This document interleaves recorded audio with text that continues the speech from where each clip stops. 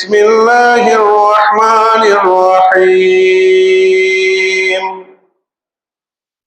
واذكر في الكتاب إبراهيم إنه كان صديقا نبيا۔ اور ذکر کرو کتاب میں ابراہیم کا، بلا شبہ وہ سچے نبی تھے۔ اذ قال لأبيه يا أبت لم تعبد ما لا يسمع ولا يبصر ولا يغني عنك شيئا۔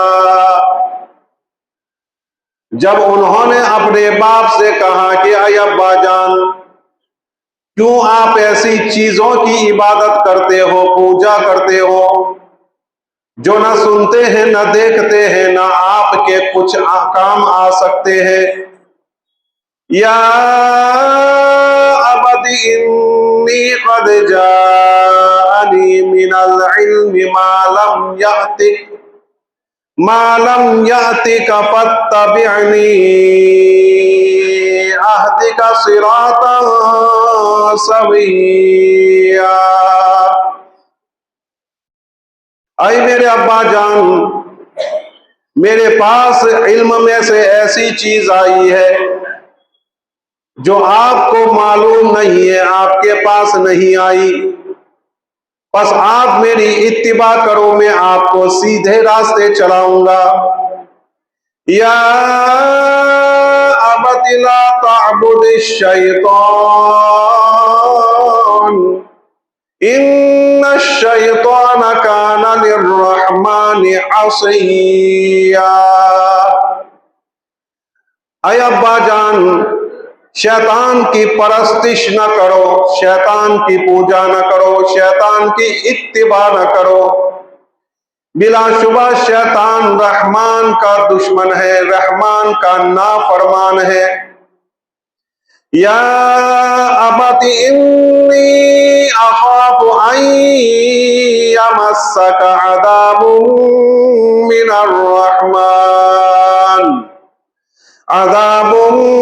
من الرحمن فتکون للشیطان ولیا۔ اے ابا جان، مجھے خوف ہے کہ رحمان کا عذاب آپ کو آ پکڑے، بس آپ شیطان کے ساتھی بن جاؤ۔ قال اراغب انت عن آلہتی یا ابراہیم۔ باپ نے کہا کہ آپ ہمارے معبودوں سے بیزار ہو ابراہیم، ہمارے معبودوں سے برگشتہ ہو، پھرے ہوئے ہو اے ابراہیم۔ لَئِن لَّمْ تَنتَهِ لَأَرْجُمَنَّكَ وَاهْجُرْنِي مَلِيًّا۔ اگر آپ باز نہ آئے تو میں تم کو سنسار کر دوں گا، اگر تو باز نہ آیا تو تجھے سنسار کر دوں گا، بس کچھ مدت کے لیے مجھ سے دور ہو جا۔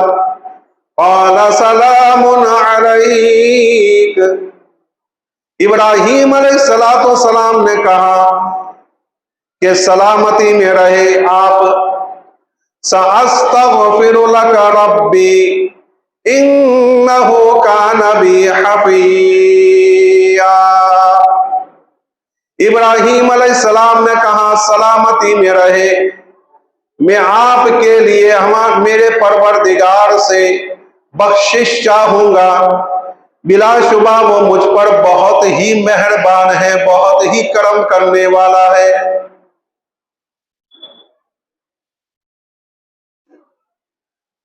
محترم حضرات،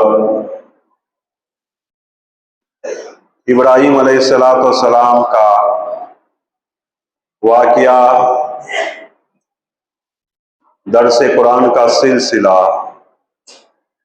اس مقام تک پہنچا تھا کہ نمرود نے ابراہیم علیہ السلام کو جب آگ میں ڈال دیا اور پھر نمرود نے سارا ماجرا دیکھا کہ ابراہیم جل ہی نہیں رہے ہیں، تو تو حضرت ابراہیم علیہ السلام سے وہ بدبخت کہنے لگا کہ تو آگ سے باہر نکل سکتا ہے چلتے ہوئے؟ تو حضرت ابراہیم نے کہا کہ بالکل میں نکل سکتا ہوں۔ اس نے کہا کہ چلو نکل کے دکھاؤ۔ ابراہیم علیہ السلام چلتے چلتے آگ سے باہر آ گئے۔ اس طرح اللہ تعالیٰ نے اپنے نبی، اپنے پیارے نبی، اپنے محبوب نبی، اپنے دوست حضرت ابراہیم علیہ السلام کو آگ سے نجات دی۔ بدبخت نمرود تو انجانا ہو گیا،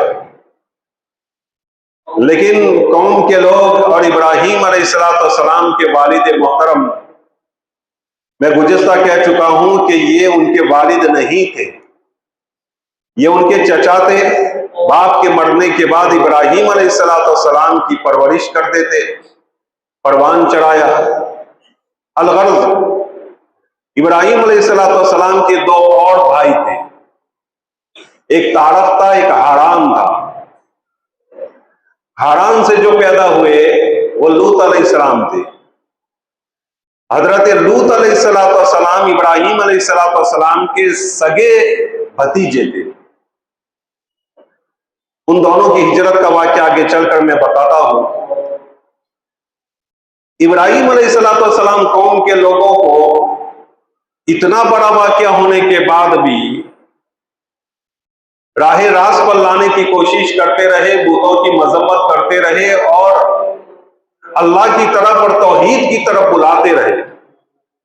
اس سے ہمیں ایک بات معلوم ہوئی کہ چاہے جیسے بھی حالات آ جائے اور کچھ بھی ہو جائے اور کتنے ہی لوگ ستائے، کتنے ہی لوگ پریشان کرے، کتنے ہی لوگ الزامات لگائے، لیکن آدمی کو چاہیے کہ راہ راست پر لوگوں کو لانے کی کوشش کو چھوڑنا نہیں چاہیے۔ دعوت و تبلیغ کا کام چھوڑنا نہیں چاہیے۔ جب بھی موقع ملے دعوت و تبلیغ کا کام شروع کر دیا جائے۔ جب بھی موقع ملے اللہ کی طرف لوگوں کو دعوت دینے کی کوشش شروع کر دی جائے۔ جب بھی موقع ملے اللہ اور اس کے رسول صلی اللہ علیہ وسلم کی باتیں بتانے کی کوشش کی جائے۔ ذرا ذرا سے حالات میں آ کر، ذرا ذرا سی پریشانیوں کا سامنا کر کے اور ذرا ذرا سی مصیبتوں کے منہ دیکھ کر آدمی بہت سی مرتبہ پیچھے ہٹ جاتا ہے، پیچھے ہٹ جاتا ہے۔ تو اس طرح سے پیچھے ہٹنا یہ اسلام اور مسلمانوں کی شان نہیں ہے۔ مسلمان تو ڈٹ کر اور جم کر محنت کرتا ہے۔ جس نے لگائی ایر وہ دریا سے پار تھا، وہ سمندر سے پار تھا۔ جس نے لگائی ایر وہ خندق سے پار تھا، جو ایر لگائے گا وہ خندق کے پار ہوگا، اور جو ڈر کر بیٹھ جائے گا وہ کبھی کامیاب نہیں ہوگا۔ من خواب خاف، من خاف خواب، جو ڈرا وہ ناکام ہوا۔ اس لیے مسلمان کبھی کسی فیلڈ میں، کسی میدان میں گھبراتا نہیں ہے، مایوس نہیں ہوتا ہے۔ مسلمان کبھی ڈر کر بیٹھ نہیں جاتا ہے، مسلمان کبھی ہاتھ پر ہاتھ دھر کر بیٹھتا نہیں ہے۔ مسلمان ہمیشہ جوان مردی سے، ہمت افزائی سے، مسلمان ہمیشہ ہمت سے کام لیتا ہے۔ یہ مسلمان کی شان ہے۔ آپ صحابہ کرام رضی اللہ تعالیٰ عنہم اجمعین کی انبیاء علیہ السلام کے واقعات اٹھا کر دیکھو، یہی حضرت ابراہیم علیہ السلام کے واقعے میں دیکھیں کہ کتنی بڑی سزا میں ڈالا گیا ان کو، کتنی بڑی سزا۔ حضرت ابراہیم کو تو پتا نہیں تھا کہ میں جلنے والا ہوں یا نہیں جلنے والا۔ ابراہیم علیہ السلام امتحان دے رہے تھے، ان کو کچھ پتا نہیں کہ آگے چل کر میں جلنے والا ہوں، لیکن ابراہیم علیہ السلام کے دماغ میں تو اتنا تھا کہ مجھے سزا دی جا رہی ہے، لیکن پھر بھی وہ پیچھے نہیں ہٹے اور نکلنے کے بعد بھی دعوت و تبلیغ شروع کر دی۔ اپنے باپ کو نصیحت کر رہے ہیں اور نصیحتوں پر نصیحتیں کرتے جا رہے ہیں، اور کیا کہہ رہے ہیں؟ اے میرے ابا جان، آپ کیوں ایسے بتوں کی عبادت کرتے ہو، پوجا کرتے ہو، جو نہ سنتے ہیں نہ دیکھتے ہیں، نہ آپ کے کچھ کام آ سکتے ہیں، کچھ بھی کام نہیں آ سکتے یہ بت، تو پھر ان کی پوجا کیوں کرتے ہو؟ یہ سنتے نہیں ہیں، آپ بولتے کبھی سنتے نہیں، یہ دیکھتے نہیں ہیں۔ کوئی جانور اس کے اوپر آ کر پیشاب کر جاتا ہے، یہ دور کرنے کے لیے اور بھگانے کے لیے تیار نہیں ہے۔ نہ اپنا فائدہ ہے ان کو، نہ اپنی تکلیفوں کو اور مصیبتوں کو دور کر سکتا ہے، پھر آپ کی مصیبتیں اور تکلیفیں کیسے دور کر سکتے ہیں؟ نہ اپنا کام کر سکتے ہیں تو آپ کا کیسے کام کر سکتے ہیں؟ تو حضرت ابراہیم کو یہ ساری باتیں سمجھا رہے ہیں اور کہا کہ میرے پاس اللہ کی طرف سے ایک علم آیا ہے میرے پاس وحی آتی ہے، اللہ کی طرف سے ہدایات آتی ہے جو تمہیں معلوم نہیں ہے، آپ میرے پاس آئیے، میری اتباع کیجئے، میں آپ کو سیدھا راستہ دکھاؤں گا۔ اور پھر کہا کہ شیطان کی پرستش نہ کیجیے، شیطان تو اللہ تعالیٰ کا نافرمان ہے۔ اگر آپ بھی شیطان کی پرستش کریں گے، شیطان کی اتباع کریں گے، شیطان کے بہکاوے میں آ جائیں گے، شیطان کے کہے ہوئے باتوں پر چلیں گے، تو پھر آپ شیطان کے ساتھی ہو جائیں گے۔ شیطان جہنم میں جانے والا ہے، آپ بھی جہنم میں جانے والے ہیں۔ اس لیے ان چیزوں سے دور رہنے کی کوشش کیجیے۔ اے ابا جان، یہ آپ بتوں کی عبادت کر رہے ہیں، یہ بتوں کی آپ پوجا کر رہے ہیں، مجھے ڈر لگ رہا ہے کہ کہیں اللہ کا عذاب آپ کو پکڑ نہ لے۔ تو اسے معلوم ہوا کہ اللہ کو چھوڑ کر کسی بھی چیز کی عبادت کریں گے، پوجا کریں گے، چاہے کچھ بھی ہو، اللہ کو چھوڑ کر ہم شریک کریں گے تو اللہ تعالیٰ اس کو عذاب میں مبتلا کرے گا، اس کو کبھی معاف نہیں کرے گا، اس کو دنیا میں بھی سزا دے گا، آخرت بھی سزا دے گا۔ اس لیے ہمیں چاہیے کہ ہم شرک کے چھوٹے سے چھوٹی عمل سے بھی محفوظ رہے، دور رہے، ذرہ برابر ہم سے شرک نہ ہو، اس کی ہمیشہ فکر کریں۔ حضرت مجدد الفسانی شیخ سرہندی رحمۃ اللہ علیہ کو جہانگیر نے اپنے دربار میں بلایا، تو جہانگیر نے کیا کیا تھا، دروازہ بڑا تھا، اس کے اوپر زنجیر لٹکائی تھی، جو بھی آتا تھا نیچے جھک کر آتا تھا۔ حضرت شیخ سرہندی رحمۃ اللہ علیہ جب پہنچے تھے، دیکھا کہ زنجیر لٹکی ہوئی ہے، اگر میں نیچے جھک کر جاتا ہوں تو بادشاہ کو سجدہ ہوتا ہے، مجھے سجدہ نہیں کرنا ہے۔ تو انہوں نے کیا کیا، پہلے بیٹھ گئے، بیٹھنے کے بعد پہلے پاؤں اندر لے گئے اور گھسیٹتے ہوئے اندر گئے، گھسیٹتے ہوئے اندر گئے۔ یہ ذلت برداشت ہے کہ میں گھسیٹتا ہوں اندر جاؤں، اور ایک ایسے طریقے سے جو مناسب طریقہ نہیں، اس طریقے سے میں اندر جاؤں، لیکن کسی کے سامنے میرا سر جھک جائے یہ مجھے برداشت نہیں، میرے اللہ کے سوا کسی کے سامنے ہمارا سر نہیں جھکے گا۔ یہ اللہ تعالیٰ کا ہمیں پیغام ہے، نبیوں کا پیغام ہے، یہ اللہ تعالیٰ کی طرف سے ہمیں بالکل پکی اور سچی اور اللہ تعالیٰ کی طرف سے ایک اشتک حکم ہے کہ ہم کسی کے سامنے نہ جھکیں اور کسی کو اللہ تعالیٰ کے ساتھ شریک نہ کریں۔ کسی بزرگ کو بھی ہم شریک نہیں کر سکتے۔ کوئی بزرگ ہمیں نہ کھانا دیتا ہے، نہ پینا دیتا ہے، نہ روزی دیتا ہے، نہ اولاد دیتا ہے، کچھ بھی نہیں دیتا۔ جو کچھ کرتا ہے اللہ کرتا ہے۔ حضرت ابراہیم علیہ السلام کے واقعے سے ہمیں یہی سمجھنا ملا اور جاننا ملا کہ فرشتے کہہ رہے ہیں کہ ہم آپ کی مدد کریں گا، میرا اللہ مجھے کافی ہے۔ بارش کا فرشتہ کہہ رہا ہے بارش برسا دوں، آگ بجھ جائے گی، میرا اللہ مجھے کافی ہے۔ ہوا کا فرشتہ کہہ رہا ہے ہوا چلا دوں اور اس آگ کو اڑا لے جاؤں، دریا میں ڈال دوں، میرا اللہ مجھے کافی ہے۔ حسبی اللہ ونعم الوکیل، حسبی اللہ ونعم الوکیل، میرا اللہ مجھے کافی ہے۔ توکلت علی اللہ، میرے اللہ پر میرا بھروسہ ہے، میرے اللہ پر میرا بھروسہ ہے۔ تو ہمیشہ اللہ پر بھروسہ رکھے، اللہ کے ساتھ کسی کو شریک نہ کرے، اللہ کے سوا کوئی کچھ دینے والا نہیں، صرف اللہ دینے والا ہے۔ الغرض ابراہیم علیہ السلام نے جب ان سے بتوں کی مذمت کی، ان کے سامنے بتوں کے بارے میں جو اس کی خاصیت تھی کہ نہ سننا نہ دیکھنا وغیرہ، تو یہ ساری باتیں سامنے رکھی، پھر وہ غصے ہو گئے۔ آزر غصے ہو گیا ابراہیم علیہ السلام سے اور اس نے کیا کہا، قال اراغب انت عن آلہتی یا ابراہیم، اے ابراہیم تو میرے بتوں سے، میرے معبودوں سے برگشتہ ہے، پھرا ہوا ہے۔ لَئِن لَّمْ تَنتَهِ لَأَرْجُمَنَّكَ وَاهْجُرْنِي مَلِيًّا، اگر تو باز نہ آیا تو میں تجھے سنسار کر دوں گا اور کچھ مدت کے لیے مجھ سے دور ہو جا۔ تو میرے بتوں سے برگشتہ ہے، میرے بتوں سے تو بیزار ہے، میرے معبودوں سے تو پھرا ہوا ہے۔ اگر تیری یہی حالت رہی اور تو اسی طرح مجھے دعوت دیتا رہا اور اسی طرح میرے معبودوں کی تو مذمت کرتا رہا، برائیاں کرتا رہا، تو پھر میں تجھے سنسار کر دوں گا، مار دوں گا تجھے۔ ظالم لوگ ہوتے ہیں، بے انصاف لوگ ہوتے ہیں، اور جو حق پر قائم نہیں ہوتے، جب ان سے کچھ نہیں بن پڑتا تو آخر میں یہی ان کا حربہ ہوتا ہے کہ مار دیں گے، آخر میں یہی حربہ ہوتا ہے۔ آج دیکھیں موب لنچنگ کتنی ہو رہی ہے، مسلمانوں کو مارا جا رہا ہے، بچے کو بلا کر سر پہ گولی ماری جا رہی ہے۔ یہ حالات ہیں ہمارے معاشرے کے، یہ بوکھلا گئے ہیں، بوکھلا گئے۔ الغرض یہی حالت ہوتی ہے نا انصاف لوگوں کے، ناحق لوگوں کی، ظالم لوگوں کی۔ آخر میں یہی کہا کہ تو اگر میرے معبودوں کو نہیں مانے گا اور اس طرح میرے معبودوں کی مذمت کرتا رہے گا تو پھر میں تجھے سنسار کر دوں گا۔ اور پھر کہا کہ اب تو یہاں سے نکل جا، میرے گھر سے نکل جا، مجھ سے دور ہو جا، تو میرے آنکھوں کے سامنے تو نہیں چاہیے۔ یہ ہوتا ہے۔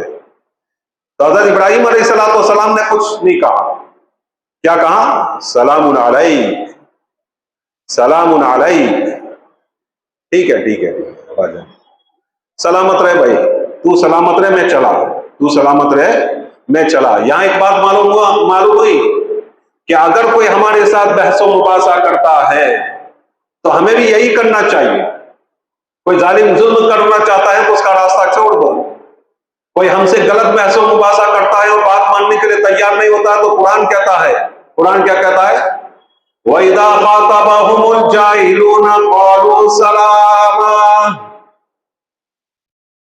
کہ جاہل لوگ تم سے مخاطب ہو تو کہہ دو سلامہ، تمہیں سلامتی ہو، سلام کر کے چلے جاؤ۔ بحث و مباحثہ میں مت پڑو، کیونکہ وہ تو جاہل ہے، وہ تو اپنا وقت ضائع کر رہے ہیں، گوا رہے ہیں۔ ہم کہاں اپنا وقت ضائع کریں، اپنے پاس کہاں اتنا وقت ہے، سلام کر کے چل دو۔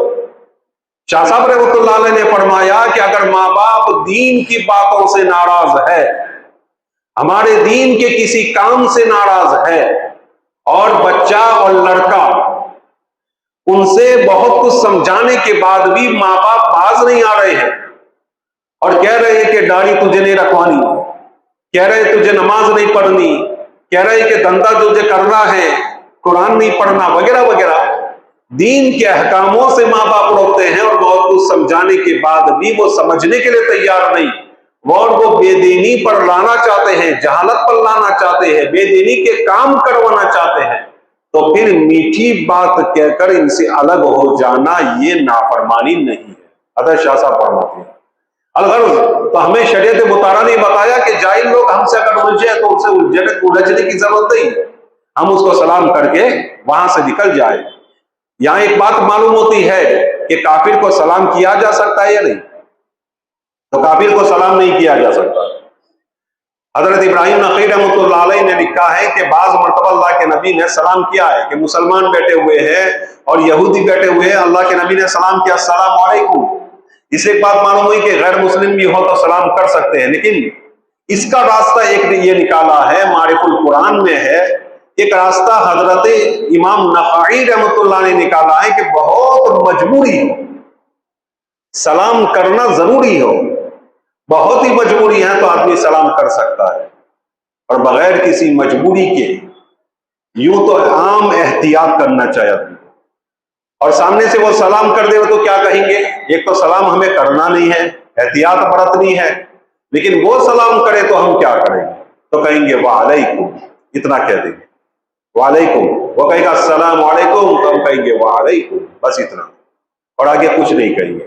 بعض لوگوں نے یہدیکم اللہ کہا ہے، لیکن حدیث پاک میں یہ الفاظ ہے کہ وعلیکم، کہ اس کو کہو تجھ پر بھی، بس بات ختم۔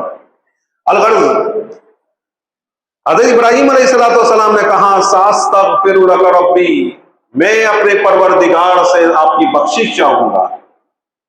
حالانکہ یہاں ایک بات سمجھ میں یہ آتی ہے کہ حضرت ابراہیم یہ کہتے ہیں کہ میں آپ کے لیے اللہ تعالیٰ سے ایمان مانگوں گا، لیکن اللہ کے نبی صلی اللہ کے نبی حضرت ابراہیم علیہ السلام کو اس بات کا علم تھا اور یہ وحی پہنچ چکی تھی کہ تیرا باپ آزر کبھی مسلمان ہونے والا نہیں ہے، وہ کبھی مسلمان ہونے والا نہیں ہے، کہ ان پر مہر ختم اللہ علی قلوبہم، والا سمعن والا ابصار غشاوہ، کہ ان کے اوپر مہر لگ چکی ہے، ان کے کانوں پر، ان کے دلوں پر، ان کے آنکھوں پر پردے اور ان کے دماغوں پر پردے پڑ چکے ہیں، یہ مسلمان ہونے والے نہیں ہیں۔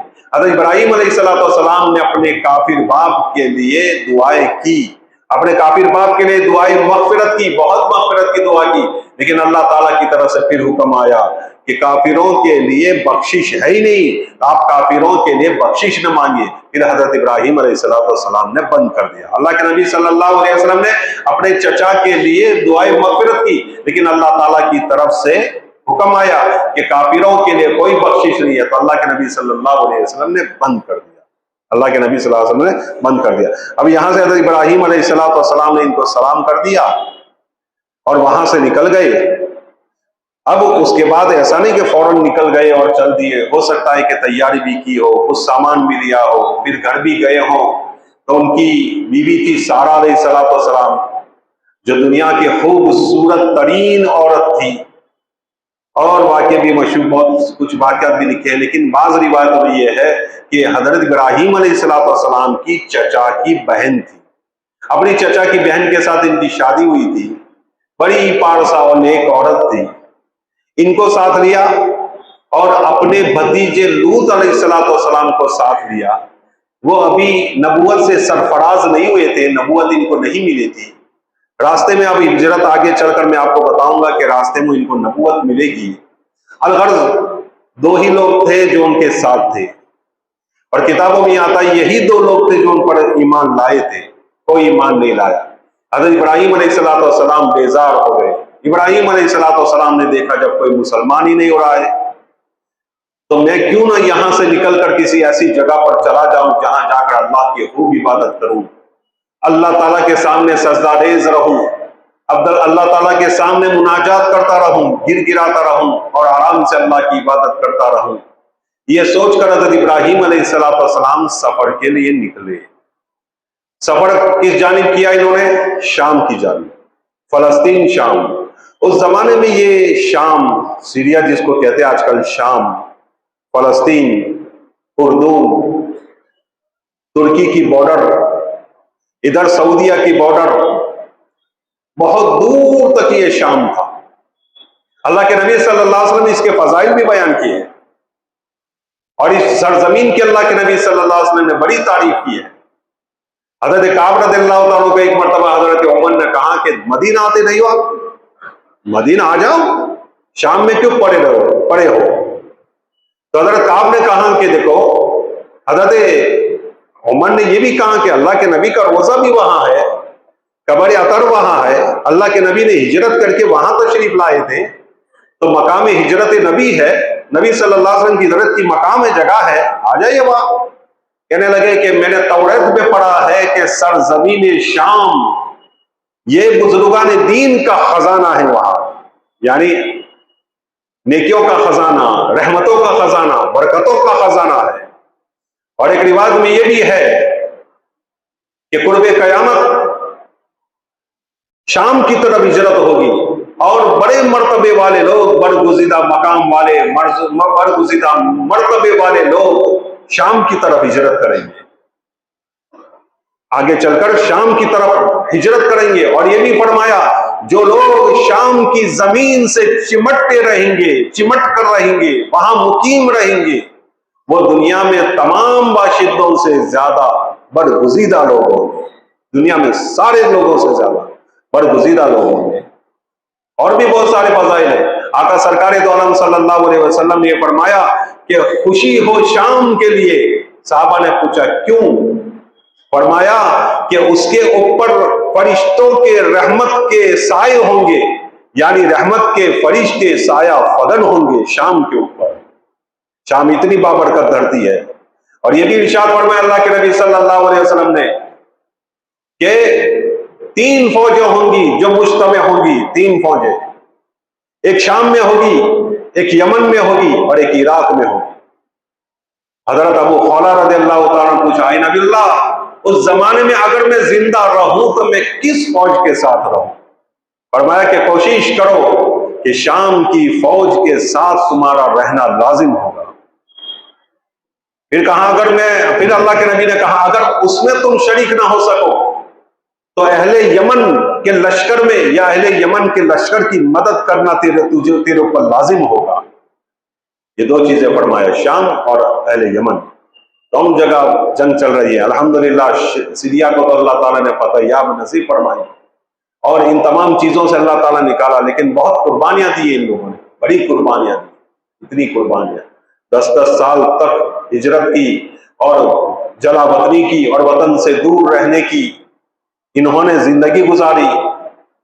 10 لاکھ لوگوں کو شہید کر دیا گیا، اتنی خطرناک حالت سے گزرے، گلوں کو کاٹ دیتے تھے، چھریوں سے گلے کاٹ دیتے تھے، اور عورتوں کے ساتھ زنا کرتے تھے، کاٹ دی، بہت ہی زیادہ ظلم کیا ان لوگوں نے۔ یہ شیعہ لوگ تھے، شیعہ لوگوں نے بہت ہی زیادہ ظلم کیا۔ الامان والعفیظ، اللہ تعالیٰ ایسے ظلم سے ہماری حفاظت فرمائے۔ الغرض، اب دیکھیں تو شام کے میں نے آپ کے سامنے کچھ فضیلتیں بیان کی، اللہ کے نبی صلی اللہ علیہ وسلم نے فضیلتیں بیان فرمائی ہیں۔ اب اس میں کچھ باتیں میں آپ کو عرض کرنا چاہتا ہوں۔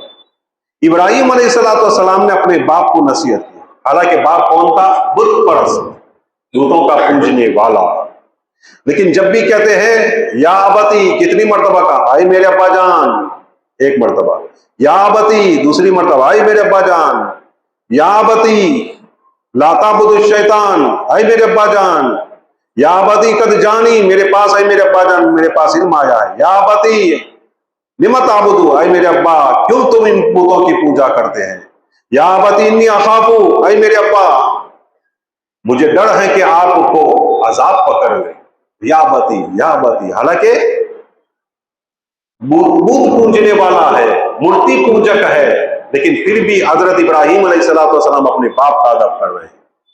اس سے معلوم ہوا کہ باپ کا ادب کتنا ضروری ہے، چاہے وہ کتنا بھی ہمیں پریشان کرے، کتنا بھی ستائے، باپ ہمارے ساتھ کیسا بھی ناروا سلوک کرے، باپ کو اولاد کے ساتھ ناروا سلوک نہیں کرنا چاہیے۔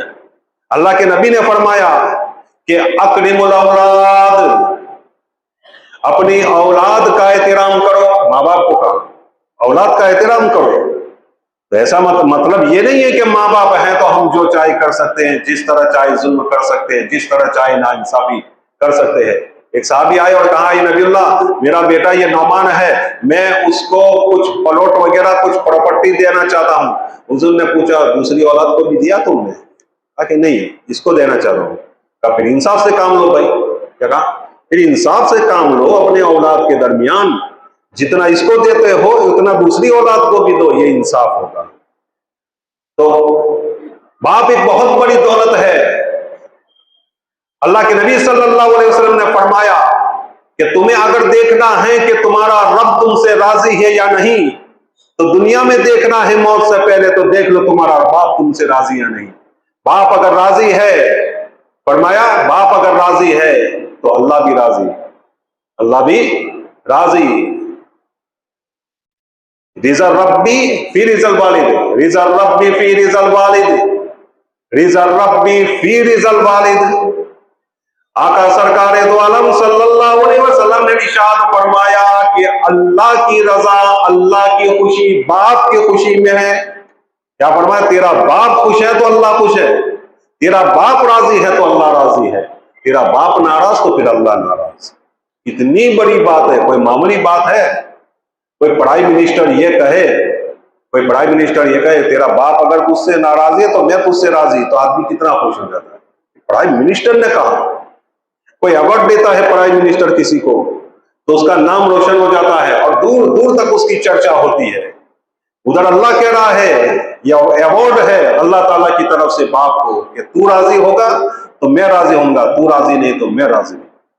تو باپ بہت بڑی دولت ہے، اس کی قدر کرنی چاہیے۔ انشاءاللہ میں باپ کی قدر و قیمت، باپ کی اہمیت اور ماں کی کتنی عزت ہمارے لیے ضرورت ہے، کتنی خدمت کی ضرورت ہے اور کتنی خدمت ہمارے لیے لازم ہے، انشاءاللہ آئندہ